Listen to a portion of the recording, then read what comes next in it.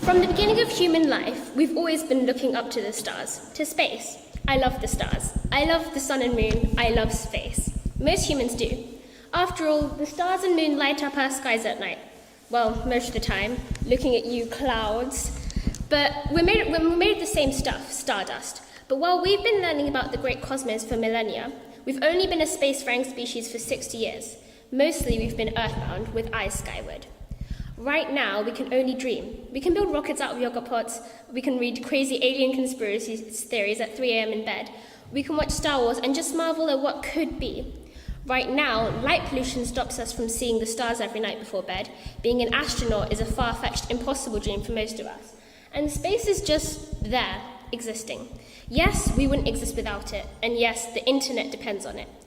But if something is not tangible, if we can't really see and experience it, it's nothing really to us normal people.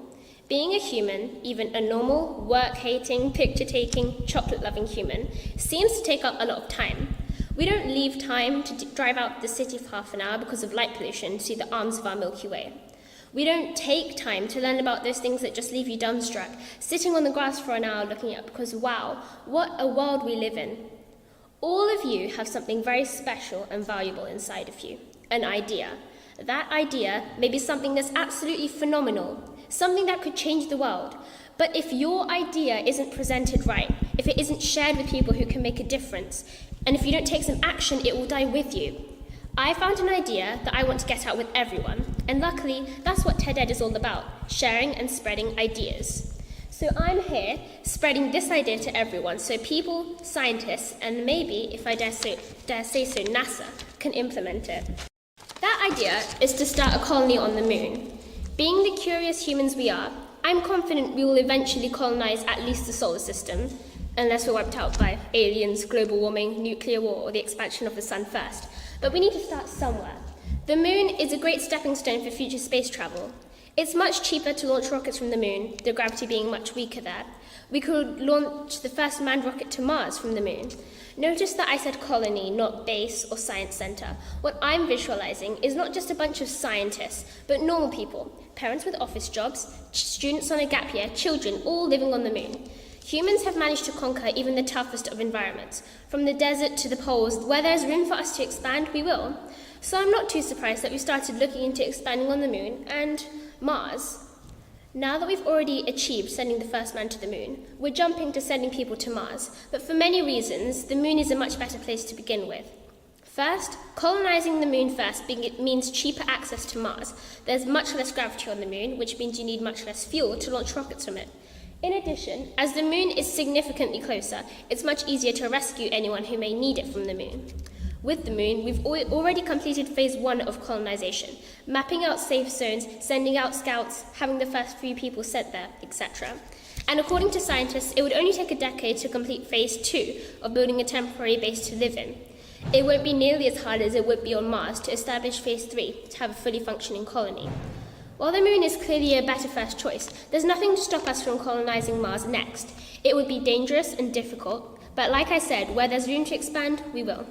We'll leave Mars to its own devices for now and focus on who I'm rooting for, the moon. We have the resources to start building a base on the moon today, and it would have immeasurable benefits. All we need to do is convince the right people to help accomplish it. Let's pretend we've persuaded governments to become interested enough in long-term investments for the future of humanity to help fund the mission, and that NASA are on board with the idea. What could be in store for our generation? We would start by making a temporary base. It would be small and only hold a few trained astronauts. We might use solar panels near the poles, where the days are 6 months long, and likely use natural shelter to our advantage by situating the base in a cave. This would by no means be permanent, and would likely be abandoned between the 6 months of summer, when some solar panels can't supply the base with electricity. But it would set up a frame for the future. Chandrayaan-1, India's first space probe, discovered lunar water at the lunar poles. The temporary base would use this water to experiment with growing food and perhaps separating it into hydrogen and oxygen to help create rocket fuel. This could mean in the future, the moon would act as a service station, refilling rockets with fuel and water and adding parts which are much too big to import from Earth, before sending them on their way to the distant reaches of our solar system and beyond. Once the base has become more secure, with astronauts and scientists living there all year round, business contractors will start to arrive, looking to make money off the new resources, gold being one example. The moon will start trading with Earth, and before you know it, the moon will be a fully fledged Phase 3 colony. People will start going to school or work, small businesses will start opening all over the place, and the first extraterrestrial children will be born, marking the moon as a fully developed, successful colony. And imagine, we could start this process this very moment, if only we could spread the idea to enough people. Believe it or not, you can all do your bit to help make this happen. You could sign or start a petition, or do something as simple as spreading this idea. This goes for any idea that you think is worth spreading. Spread it. Take some action, because you as an individual can do something in this confusing world we live in. If enough people take action, who knows, maybe one day you'll look up at night and see Earth in place of the moon. I would like to finish with a short poem by Nikita Gill called 93% Stardust.